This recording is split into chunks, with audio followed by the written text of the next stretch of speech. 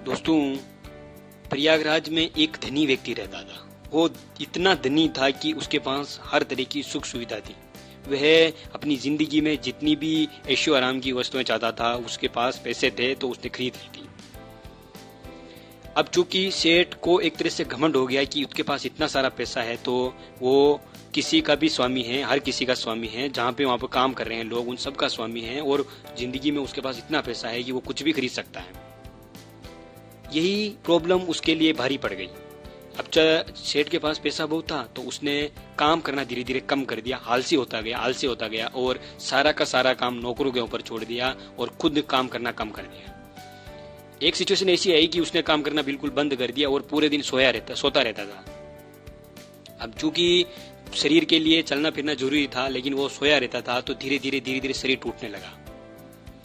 अब सेठ बार बार परेशान होने लगा कि भाई उसका शरीर क्यों टूट रहा है। लेकिन सिचुएशन यही रही कि भाई धीरे धीरे शरीर पहले से धीरे धीरे कटने लगा, टूटने लगा और बहुत सी बीमारियों का घर बनने लगा।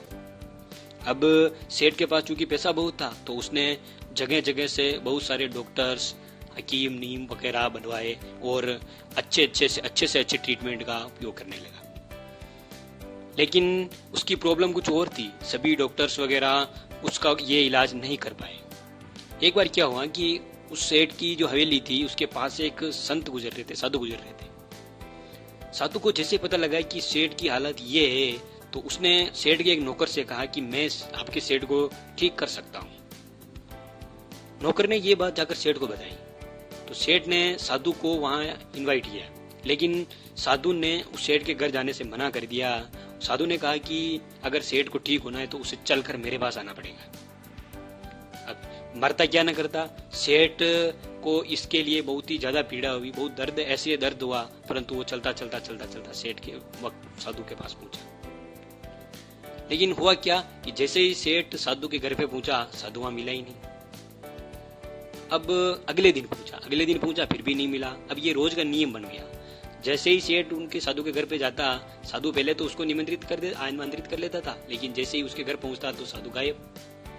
चूंकि ऐसे करते 3 महीने गुजर गए। अब सेठ को चूंकि यूं लगने लगा कि उसका शरीर रेडी हो गया है, उसको चलने फिरने में कोई दिक्कत नहीं है, किसी प्रकार की प्रॉब्लम नहीं, धीरे धीरे सारी की सारी प्रॉब्लम कट गई है। अब सेठ को समझ में आ गया कि साधु घर पे क्यों नहीं मिलते थे, क्योंकि वो मुझे चलाना चाहते थे, मेरे स्वास्थ्य को वापस सुधारना चाहते थे। इसके बाद सेठ से मिले और सेठ को बताया पूरा डिटेल से कि भाई जिंदगी में कितना ही पैसा कमा लो, लेकिन स्वास्थ्य एक बार अगर टूट जाए तो वापस नहीं मिला सकते। कहने का मतलब, अगर आप जिंदगी में इतने सारा पैसा कमा लो और आपके पास स्वास्थ्य नहीं है तो इससे कोई मतलब नहीं है। सेठ को पूरी बात समझ में आ गई है। उसके बाद में उसने कभी भी दूसरों पर आश्रित नहीं रहा, खुद सारा काम करने लगा। दोस्तों, हमारी जिंदगी में भी अक्सर यही होता है, हम पैसा कमाने लग जाते हैं और हेल्थ को भूल जाते हैं। अगर अपन हेल्थ को सुधारने लगे तो सारा का सारा अपन पैसा बाद में भी कमा सकते हैं। ओके दोस्तों, कैसी लगी ये स्टोरी हमें कमेंट लिख करके जरूर लिखिए और ये भी बताइएगा कि अगली स्टोरी आप किस पे चाहते हैं। मिलते हैं एक नए पावरफुल स्टोरी के साथ, तब तक के लिए